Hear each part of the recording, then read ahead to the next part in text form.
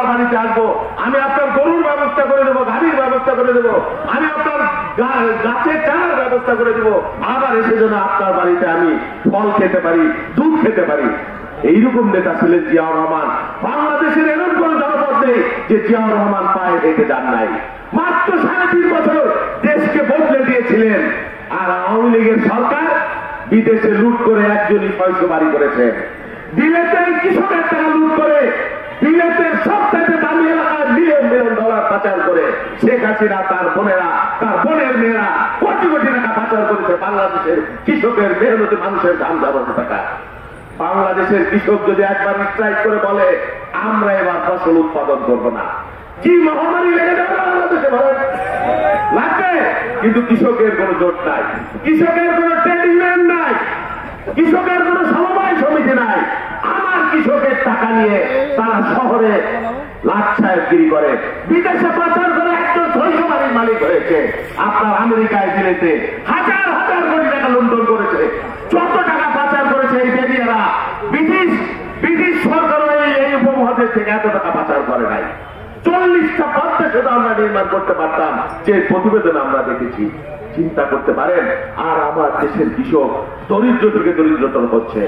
সেই জন্য আমরা ঘোষণা করেছি, আমার নেতা তারেক রহমান বলেছেন, আমরা যদি এবার ক্ষমতায় যেতে পারি, সত্যিকার অর্থেই আক্ষরিক অর্থেই প্রথম হবে কৃষির অগ্রাধিকার। আমরা যদি নির্বাচিত হই মানুষের ভোটে, রাতের ভোটে না, দামির ভোটে না, এবার যদি বিএনপি ক্ষমতায় যেতে পারে, শাসন ক্ষমতায় যেতে পারে, মানুষের ভোট নিয়ে, মানুষের সমর্থন নিয়ে, প্রথম কাজ হবে বাংলাদেশের কৃষি এবং কৃষককে নিয়ে। তিনি ঘোষণা করেছেন এইবার আমরা কৃষকের জন্য শস্য বীমার প্রবর্তন করব। শস্য বীমা বুঝেন? শস্য বীমা কোনো কারণে, যদি কোনো কারণে বৃষ্টি, বন্যা, অতিবৃষ্টি, মহামারীর কারণে আপনার ফসল ক্ষতি হয়ে যায়, রাষ্ট্র দায়িত্ব নেবে আপনার সেই ক্ষতিপূরণ দেবার জন্য। এটাকে বলে শস্য বীমা। আমার নেতা তারেক রহমান ঘোষণা করেছেন। তারেক রহমান বলেছেন বিএনপি যদি এবার ক্ষমতা যায়, কৃষকের জন্য আমরা কৃষি কার্ডের ব্যবস্থা করব। আধুনিক কৃষি কার্ডের ব্যবস্থা। কার কত বিঘা জমি আছে, কার কি প্রয়োজন, অনূন্য 10 বিঘা সম্পত্তি যাদের আছে তাদের জন্য আমরা সরকারের পক্ষ থেকে যতটুকু সম্ভব অন্তত 3 ভাগের 1 ভাগ হলেও সার, বীজ এবং কীটনাশকের ব্যবস্থা আমরা এবার করতে। যাদের 10 বিঘা কম জমি আছে তাদের জন্য আমরা কৃষি কার্ডের মাধ্যমে পানি, সার, বীজ এবং আনুষঙ্গিক যা ব্যবস্থা তার কমপক্ষে 3 ভাগের 1 ভাগ সরকারের পক্ষ থেকে যাতে প্রবর্তন করা যায়, আমরা সেই উদ্যোগ গ্রহণ করব। বিএনপি যদি ক্ষমতায় যেতে পারে, এই যে আপনারা আলু চাষ করেন, আপনাদের উৎপাদন করতে 11 টাকা লাগে, 12 টাকা খরচ হয়, আর আমরা ঢাকা শহরে কিন্তু 50 টাকা 60 টাকায় খাই। আপনারা তো 12 টাকা, 15 টাকা, 20 টাকার বেশি পান না। এই মাছের টাকা কে খায়? এই দুর্বৃত্তদের যাতে সুযোগ না হয়, দালাল সিন্ডিকেট হাত থেকে যাতে কৃষকদেরকে রক্ষা করা যায়, সেই জন্য আমার দল সিদ্ধান্ত নিয়েছে, আমার নেতা তারেক রহমান বলছে পর্যায়ক্রমে বাংলাদেশের প্রত্যেকটা ইউনিয়নে আমরা ক্রয় কেন্দ্র, সরকারি ক্রয় কেন্দ্র নির্ধারণ করব, যাতে কৃষক তার উৎপাদিত পণ্যের মূল্য পায়। আমরা যদি আবার ক্ষমতায় যেতে পারি, কৃষকের জন্য অত্যাধুনিক আধুনিক কৃষি যন্ত্রপাতি আনায় যে ধরনের ট্যাক্স ফ্যাটের ব্যবস্থা রয়েছে তা প্রত্যাহার করে এই আমদানিকে আমরা সহজ সরল করতে পারবো। এবার যদি আমরা ক্ষমতায় যাই, নিম্নবিত্ত কৃষক, ভূমিহীন কৃষক যারা উৎপাদনের কাজে নিয়োজিত তাদেরকে বাছাই করে একেবারে বিনা সুদে যাতে আমরা ঋণের ব্যবস্থা করতে পারি, সেই উদ্যোগ আমাদের সরকার গ্রহণ করবে। এটা আমাদের কমিটমেন্ট। সেই জন্য আপনাদের সজাগ থাকতে হবে, বিএনপিকে নাকি ক্ষমতা আসতে দেওয়া হবে না। সেই যে অনিয়মের ষড়যন্ত্র এলাকার মানুষ বারবার গর্জে উঠেছে, লড়াই করেছে। এই যে আমার সহযোদ্ধা বলল যে এই যে হাজি দানেশ ছিল একজন কৃষকের অধিকারের জন্য লড়াই করেছেন, এই যে মির্জা আলমগীর তিনিও কিন্তু কৃষকদেরকে নিয়ে কাজ করেছেন, কৃষকের অধিকারের জন্য সংগ্রাম করেছেন, লড়াই করেছেন।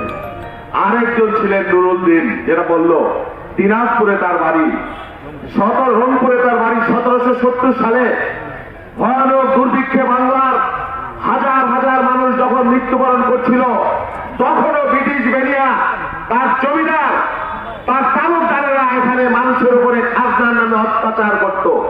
কৃষক খাজনা দিতে না পেরে হাড়ের বলদ বিক্রয় করেছে, ঘরের স্ত্রীর গয়না হয়েছে, সর্বশান্ত হয়েছে, কিন্তু অত্যাচারী ব্রিটিশদের হাত থেকে রক্ষা পায় নাই। সেই জন্য নুরুল দিন এই এলাকার কৃষকদের সাথে নিয়ে প্রতিবাদে তিনি ঝাঁপিয়ে পড়েছিলেন। এক অসম যুদ্ধে নুরুল দিন আত্মাহুতি দিয়েছিলেন, জীবন দিয়েছিলেন, কিন্তু এই অঞ্চলের স্বাধীনতা সংগ্রামের ইতিহাসে নুরুল দিন একটি অফুরন্ত প্রেরণা, সাহস হিসেবে আজও বাংলার মানুষের কাছে চিরকাল স্মরণীয় হয়ে আছে।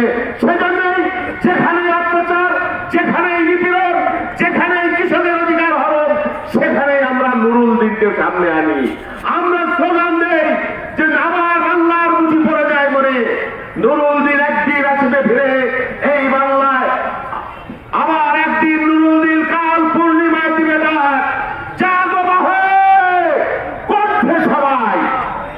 প্রিয় বন্ধুরা, বাংলাদেশের কৃষক ভালো নেই।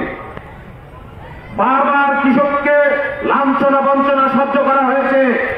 বলা হয় যে কৃষি বাংলাদেশের প্রাণ, কৃষক বাঁচলে বাংলাদেশ বাঁচবে। কিন্তু বারবার বাংলাদেশের কৃষকরা উপেক্ষিত হয়েছে। কৃষক তার উৎপাদিত পণ্যের মূল্য পায় না, কৃষক তার কৃষি উপকরণের সার বীজ ঠিক মতো পায় না, বারবার লাঞ্ছিত হয়েছেন, বঞ্চিত হয়েছেন।